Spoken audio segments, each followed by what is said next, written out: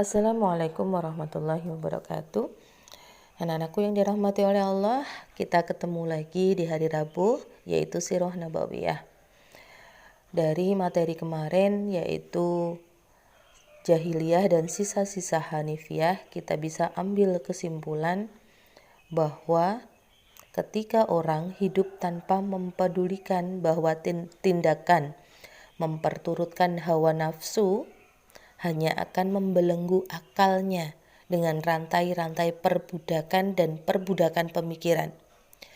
Setiap orang pasti mengetahui betapa besar perbedaan antara orang yang meletakkan hawa nafsunya di belakang akidahnya dan orang-orang yang meletakkan akidahnya di belakang hawa nafsunya.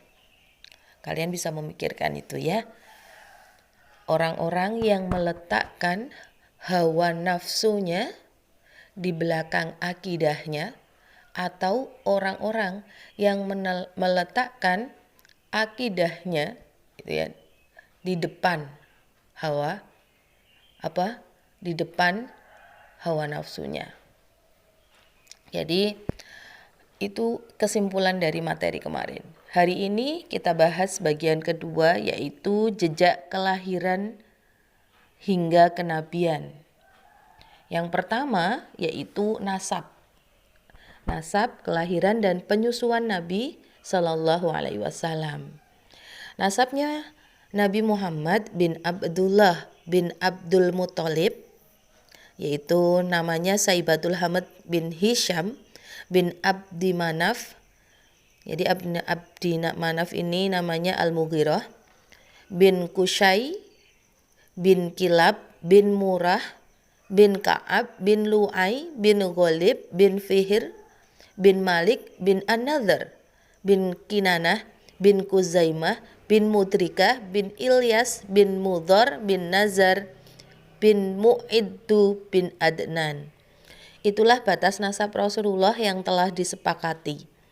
Selebihnya yang telah disebutkan masih diperselisihkan.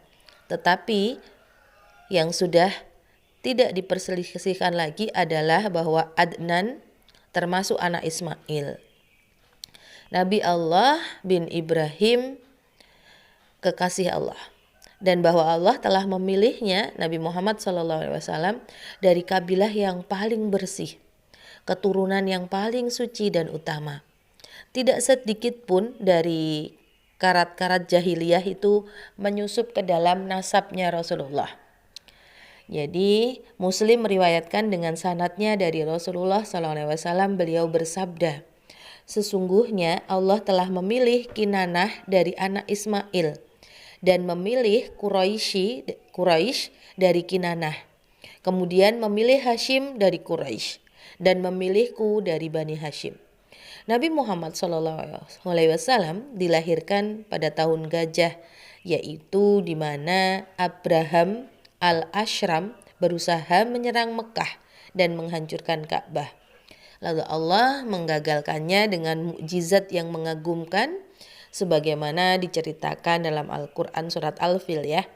Menurut riwayat yang paling kuat, yaitu jatuh pada hari Senin malam 12 Rabiul Awal. Dilahirkan dalam keadaan yatim karena bapak beliau Abdullah meninggal ketika ibunya mengandungnya 2 bulan. Lalu ia diasuh oleh kakeknya Abdul Muthalib, kemudian disusukannya sebagaimana tradisi pada bangsa Arab pada waktu itu kepada seorang wanita dari Bani Sa'ad bin Bakr bernama Halimah binti Abu Du'aib. Para perawi sirah telah sepakat bahwa pedalaman Bani Sa'ad pada waktu itu sedang mengalami musim kemarau yang menyebabkan keringnya ladang peternakan dan pertanian. Tak lama setelah Nabi Muhammad SAW berada di rumah Halimah, tinggal di kamarnya dan menyusu darinya, menghijaulah kembali tanaman-tanaman di sekitar rumahnya. Sehingga kambing-kambingnya pulang kandang dengan perut kenyang dan syarat air susu. Selama keberadaan Nabi Muhammad SAW di pedalaman Bani Sa'ad, terjadilah peristiwa pembelahan dada, sebagaimana diriwayatkan oleh Muslim. Kemudian ia dikembalikan kepada ibunya setelah genap berumur 5 tahun. Ketika sudah berumur 6 tahun, ibunya Aminah meninggal. Kemudian Rasulullah SAW berada dalam asuhan kakeknya, yaitu Abdul Muthalib. Tetapi setelah genap usia 8 tahun, ia ditinggal mati pula oleh kakeknya. Setelah itu beliau diasuh oleh pamannya, yaitu Abu Thalib. Itulah sejarah singkat perkembangannya. Nanti terkait apa ibrah yang terkandung di dalamnya, kita insya Allah pelajari pekan depan. Tetap semangat mencintai Rasul dengan membaca sejarahnya. Wassalamualaikum warahmatullahi wabarakatuh.